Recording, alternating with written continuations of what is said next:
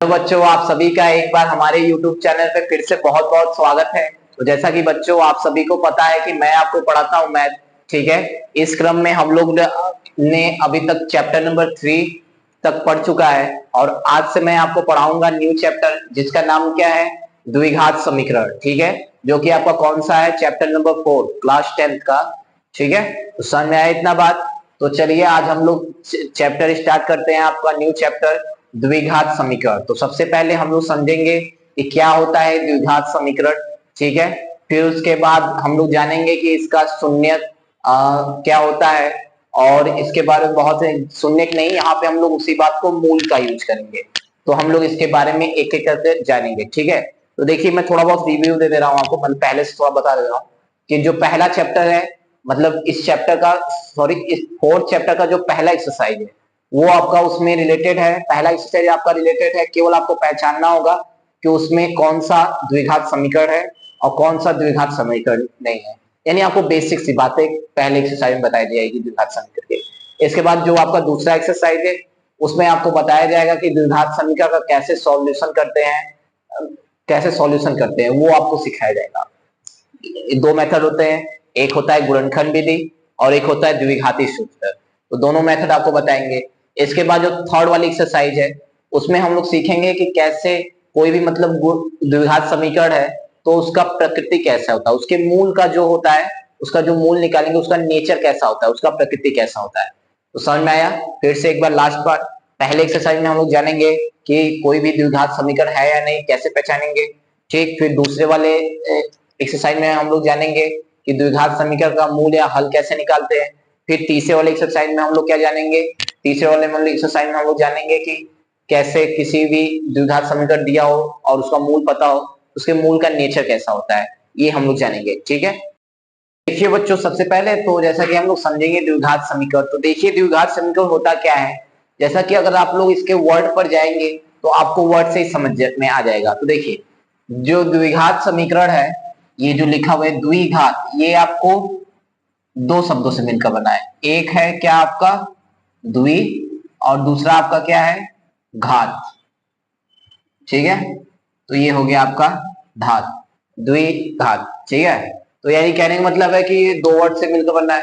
द्वि का मतलब क्या हो जाएगा दो, और घात का मतलब क्या हो जाएगा आपका ये, यानी घात यानी पावर, ठीक है। तो समझ में आया। यानी द्विघात कितने, तो इसका क्या मीनिंग है, यानी कि ऐसा समीकरण जिसका पावर कितना हो आपका, जिसका पावर दो हो, तो उसको कैसा समीकरण हम लोग बोलते हैं, उसको बोलते हैं हम द्विघात समीकरण, क्वाड्रेटिक इक्वेशन, ठीक है। समझ में आया। जैसे कि एग्जांपल दूंगा तो आपको और ज्यादा क्लियर होगा। तो यहाँ देखिए जैसे एक एग्जांपल मैं दे रहा हूँ, 2x² प्लस 5x प्लस 7 बराबर 0, ठीक है। देखिए ये आपके सामने एक कोई समीकरण दिख रहा होगा। तो हम लोग इसमें पावर देखिए देखेंगे। देखिए यहाँ पे कुछ पावर, देखिए इसमें अचर पद का पावर नहीं लेते हैं। जो अचर पद होता है यानी जो नंबर होता है उसका पावर नहीं देते, केवल वेरिएबल यानी चर का देखते हैं, जैसे एक्स वाई जो उनका देखते हैं। तो देखिए यहाँ अचर है तो इसको तो देखेंगे ही नहीं। अब यहाँ एक्स है, यहाँ के ऊपर कुछ नहीं है तो यानी 1 मानेंगे, और यहाँ एक्स है तो इसके ऊपर क्या है 2। देखिए इसमें सबसे मैक्सिमम बताइए कितना पावर है, यहाँ पे जो है सबसे ज्यादा मैक्सिमम आपको घात जो दिख रहा है वो कितना दिख रहा है, यहाँ तो कुछ है ही नहीं, यहाँ 1 दिख रहा है और यहाँ कितना दिख रहा है 2 दिख रहा है। तो आप बोलेंगे मैक्सिमम हमको कितना दिख रहा है 2। तो जो मैक्सिमम 2 दिख रहा है तो यानी कि ये क्या है, ये कैसा समीकरण है आपका, ये द्विघात समीकरण। क्यों, क्योंकि इसमें मैक्सिमम पावर कितना है 2। अगर मान लीजिए यहीं पर अगर केवल एक रहता तो हम लोग उसको कैसे बोलते हैं, जो कि पिछले वाले चैप्टर में हम लोग जान चुके थे, उसको हम लोग बोलते हैं रैखिक समीकरण। तो पहले बात ये आपको क्लियर हुआ कि आखिर में द्विघात समीकरण होता क्या है। तो द्विघात समीकरण ऐसा समीकरण जिसका पावर कितना हो, घात कितना हो 2 हो, तो वैसे समीकरण को हम लोग क्या बोलते हैं द्विघात समीकरण। इसके पीछे वाले चैप्टर में हम लोग ने कैसे समीकरण के बारे में पढ़ा था, रैखिक समीकरण, यानी ऐसा समीकरण जिसका घात कितना होता था 1, ठीक है। तो ये बात समझ में आया। अब देखिए अब यहाँ पे थोड़ा हम लोग जानेंगे द्विघात समीकरण का व्यापक रूप, ठीक है। तो मैं यहाँ लिख दे रहा हूँ द्विघात समीकरण का व्यापक रूप क्या होता है। द्विघात समीकरण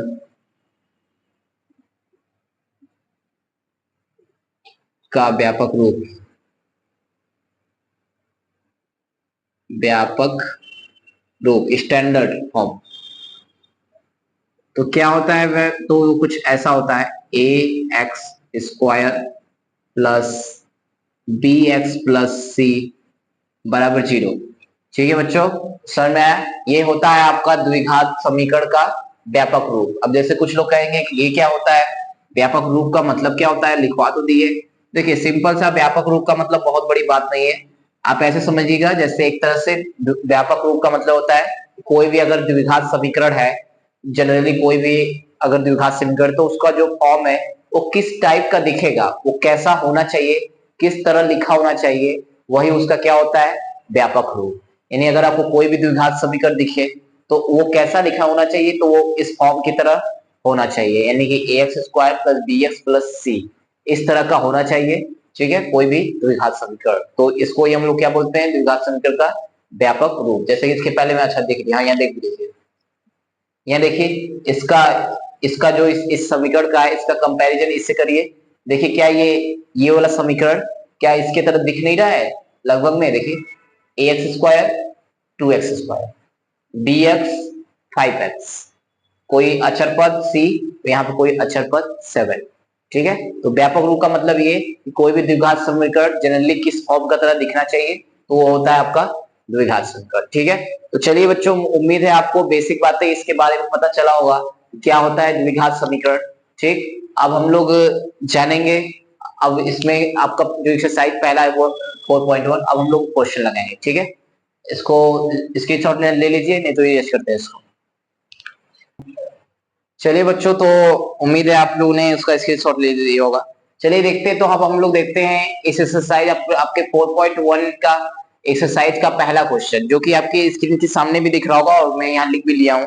देखिए क्या लिखा हुआ है, जांच कीजिए कि क्या निम्न द्विघात समीकरण है। यानी हमको जांच करना है कि क्या ये जो समीकरण दिए गए हैं, क्या ये द्विघात समीकरण है या नहीं है। तो यही हमको क्या करना है, चेक करना है। ठीक है, चलिए हम लोग सिंपली चेक करते हैं कि क्या ये सच में द्विघात समीकरण है। तो अब जैसे आप लोग के मन में डाउट भी आ तो कैसे हमको पता चलेगा कि कब द्विघात समीकरण कब नहीं है। तो सिंपल सा मैंने आपको व्यापक रूप लिखाया है द्विघात समीकरण का, तो इसको थोड़ा सा हल करिएगा सारे क्वेश्चन को, और सॉल्व करने पर जो फाइनल जो आंसर आएगा, अगर वो व्यापक रूप की तरह दिखेगा, जो मैंने आपको पिछले मतलब इसके पीछे लिखवाया था, तो अगर वो व्यापक रूप, व्यापक फार्मूले की तरह, व्यापक रूप की तरह अगर दिखेगा तो आप लोग बोलिएगा कि हाँ द्विघात समीकरण है। अगर उस तरह नहीं दिखेगा तो आप लोग बोलिएगा कि ये क्या है, द्विघात समीकरण नहीं है। ठीक है, एक क्वेश्चन बताऊंगा तो आपको ज्यादा क्लियर होगा। चलिए देखते हैं, देखिए ये है क्वेश्चन, तो थोड़ा इसको सॉल्व करते हैं।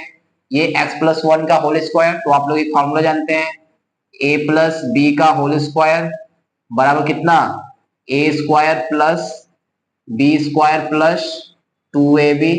ठीक है, ये होता है, इसी अकॉर्डिंग यहाँ a की जगह कौन है, x, और b की जगह कौन है 1, तो इसी के अकॉर्डिंग विस्तार कर दीजिए इसका। तो विस्तार करेंगे तो a का स्क्वायर यानी x का स्क्वायर प्लस b का स्क्वायर यानी 1 का स्क्वायर प्लस 2ab यानी 2 मल्टीप्लाई x मल्टीप्लाई 1, और इसको मल्टीप्लाई करेंगे तो 2 का x में तो 2x हो जाएगा, और माइनस कितना हो जाएगा 6। ठीक है, इसको चलिए सॉल्व करिए थोड़ा, तो ये हो जाएगा एक्स स्क्वायर प्लस 1, और ये कितना हो जाएगा प्लस, यहाँ पे 1 भी लिख दीजिए, 2x हो जाएगा, इज इक्वल टू कितना हो जाएगा 2x माइनस 6। ठीक है, इतना बात समझ में आया? अब यह देखिए, ये 2x कट जाएगा। ठीक, क्या बचेगा, x square plus 1 is equal to उधर कितना बचेगा -6। ठीक है, और x is equal to x square, मतलब अब ये इधर आएगा तो +1 -6 इज इक्वल टू इधर क्या बच जाएगा, बस 0। इसको थोड़ा सा सॉल्व करेंगे तो x square -5 is equal to 0। ठीक है, अच्छा मैं बताइए, क्या मैं इसको थोड़ा ऐसे भी लिख सकता हूँ, x square plus 0x minus 5 बराबर 0।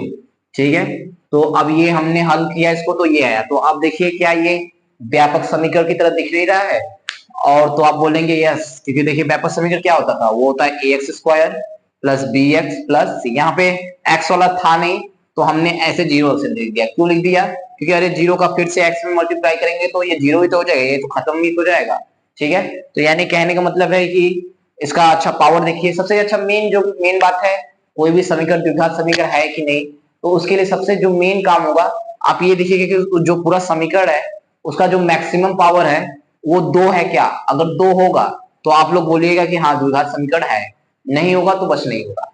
तो जैसे देखिए इसको हल करने पर इसका मैक्सिमम पावर कितना आया, 2 आया, तो अतः यह क्या होगा, द्विघात समीकरण है। तो यहां लिख दीजिएगा आप लोग, अतः यह कैसा समीकरण है, द्विघात समीकरण। ठीक है, तो यहां पर लिख देंगे हम लोग द्विघात समीकरण है।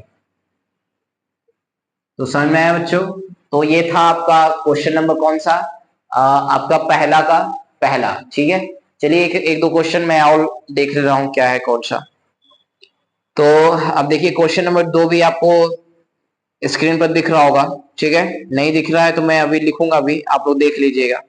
तो देखिए क्वेश्चन नंबर सेकंड अब हम लोग चेक करते हैं। वैसे सेकंड में नहीं चेक करूंगा, मैं अब थर्ड कर रहा हूं, बाकी आप सेकंड अपने से कर लीजिएगा।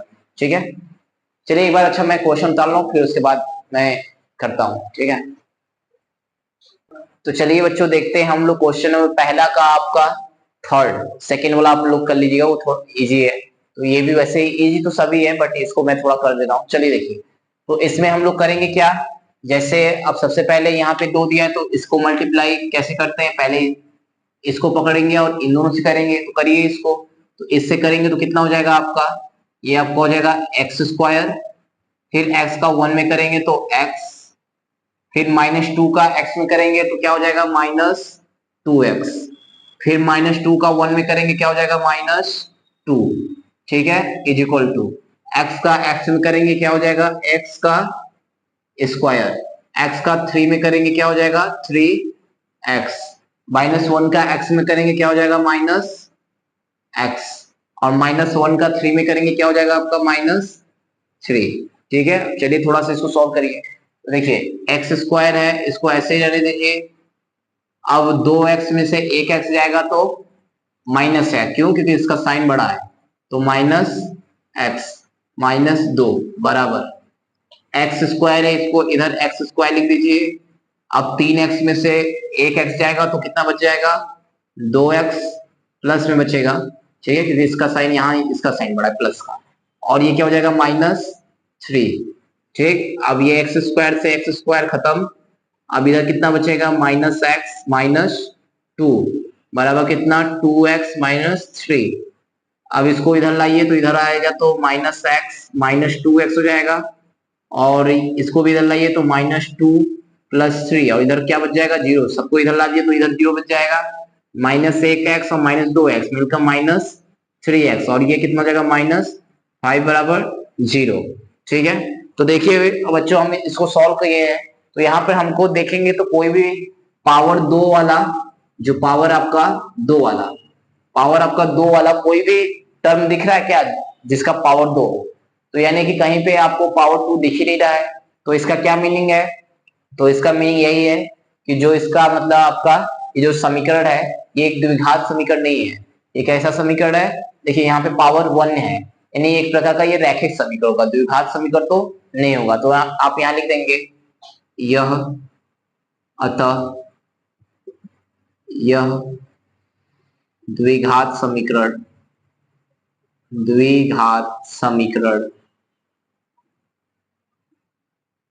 क्या है या नहीं है, तो नहीं है। क्यों, क्योंकि इस समीकरण का जो पावर है घात है वो 2 नहीं है। ठीक है, तो इसका स्क्रीनशॉट ले लीजिए बच्चों आप लोग। चलिए बच्चों, तो देखते हैं अब हम लोग क्वेश्चन नंबर आपका 7। बाकी के बीच बीच में आप लोग करिएगा, नहीं आएगा तो अगर फिर बता दीजिएगा, क्योंकि सब में बस ऐसे ही हल करना है, हल करिएगा। हल करने पर अगर पावर आपको 2 दिखा, लास्ट में एकदम जो हल कर लीजिएगा, अगर पावर 2 दिखा तो यानी द्विघात समीकरण होगा, और अगर पावर आपको किसी भी टर्म का 2 नहीं दिख रहा है यानी वो द्विघात समीकरण नहीं होगा। चलिए इसको भी हल करते हैं, देखते हैं इसको क्या ये द्विघात समीकरण है या फिर नहीं है। ठीक है, चलिए देखते हैं। तो इसका फॉर्मूला क्या होता है, तो फॉर्मूला देखिए ये होता है आपका a + b³ का फॉर्मूला क्या होता है a³ + b³ + 3ab ब्रैकेट में क्या a + b। ठीक है, तो इसी के अकॉर्डिंग इसको विस्तार कर दीजिए। यहाँ a की जगह कौन है, x, और b की जगह क्या है, 2। तो इसी के अकॉर्डिंग इसका क्या कर देंगे हम लोग, विस्तार कर देंगे। चलिए करते हैं। तो a का क्यूब यानी x का क्यूब, ठीक, प्लस b का क्यूब, b का क्यूब यानी 2 का cube, plus 3 multiply a, x multiply b यानी 2, और ब्रैकेट में a प्लस b यानी x प्लस 2, ठीक है, बराबर 2x, और क्या है, एक्स स्क्वायर माइनस 1। समझ में आया इतना? अब इसको थोड़ा सॉल्व करते हैं। तो यहाँ सॉल्व करेंगे तो एक्स क्यूब प्लस 2 का क्यूब यानी 8, और ये कितना हो जाएगा, 6x, और x प्लस 2, ठीक है, ये 3 दूनी के 6x, ठीक है। अब ऐसे इधर कर लीजिए, इधर 2x का गुणा करेंगे एक्स स्क्वायर में, तो ये हो जाएगा 2x क्यूब, और 2x का माइनस में करेंगे तो ये हो जाएगा 2x, ठीक है। ऐसे ही अब x क्यूब ऐसे ही उतार दीजिए अभी तक, प्लस 8 प्लस 6x का x में करेंगे तो 6x स्क्वायर, 6x का 2 में करेंगे तो 12x, ठीक है। और ये कितना हो जाएगा, 2x क्यूब माइनस कितना, 2x, ठीक है। अब 2x क्यूब को इधर बुला लीजिए, तो इधर बुलाएंगे तो x क्यूब इसके पास आ जाएगा माइनस 2x क्यूब, ठीक। और उसके बाद और क्या हो जाएगा, ये आपका 12x है, ये माइनस 2x इधर आएगा, तो आपका क्या हो जाएगा, प्लस में 2x हो जाएगा, ठीक है। और उसके बाद ये आपका क्या बच जाएगा, बस ओनली प्लस 8, इधर क्या बच जाएगा, 0। इसको थोड़ा सॉल्व और करिए, एक्स क्यूब, और सॉरी पहले यहाँ माइनस कर दीजिए, तो 2x में से 1x क्यूब जाएगा तो कितना, ओनली x क्यूब, माइनस में क्योंकि इसका साइन बड़ा है, और ये 12x और 2x मिलकर कितना हो जाएगा, 14x, और ये कितना हो जाएगा आपका, प्लस 8 बराबर 0। तो देखिए हम लोग ने इसको सॉल्व किया, अब इसके आगे सॉल्व कुछ ज्यादा कर नहीं सकते हैं। तो यहाँ सॉल्व करने पर जो मैक्सिमम पावर है वो कितना आ रहा है, मैक्सिमम पावर 3 आ रहा है, न कि 2। अतः ये क्या नहीं है, तो आप लोग बोलेंगे कि यह अतः क्या नहीं है, आपका द्विघात समीकरण नहीं है, अतः यह द्विघात समीकरण समीकरण नहीं है, ठीक है बच्चों। क्यों नहीं है, क्योंकि इसका पावर क्या नहीं है, मतलब 2 नहीं है, ठीक है। तो ये बात हुआ, ठीक, इसका स्क्रीनशॉट ले लीजिए आप लोग।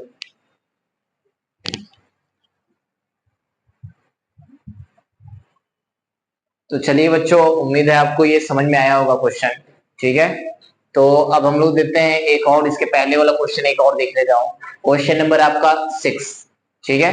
तो चलिए इसको देखते हैं, तो इसको हम लोग देखेंगे, इसको भी चेक करते हैं। तो ये है आपका एक्स स्क्वायर, तो इसको एक्स स्क्वायर लिख दीजिए, 3x प्लस 1, इसको विस्तार करिए तो क्या हो जाएगा, एक्स स्क्वायर प्लस किसका, 2 का स्क्वायर यानी 4 स्क्वायर, माइनस कितना, 4x, ठीक है। अब इसके बाद एक्स स्क्वायर से एक्स स्क्वायर कट गया, तो ये हो जाएगा आपका 3x प्लस 1 बच जाएगा इधर, उधर क्या बच जाएगा, 4 माइनस 4x, ठीक। और ये 3x हो जाएगा, माइनस 4x इधर आएगा, प्लस 4x हो जाएगा, प्लस 1 इधर आएगा, ये माइनस 4 बराबर 0, ये ऐड हो जाएगा 7x, ठीक है। और 7x यानी, और 4 में से 1 जाएगा, माइनस में 3 इज इक्वल टू 0। तो यहाँ भी आप लोग देख सकते हैं कि क्या यहाँ पे जो भी मैक्सिमम पावर है क्या वो 2 है, तो आप बोलेंगे नहीं, इसी रीजन से अतः अतः यह क्या नहीं है, अतः यह द्विघात समीकरण समीकरण नहीं है, ठीक। तो इसका भी स्क्रीनशॉट ले लीजिए बच्चों।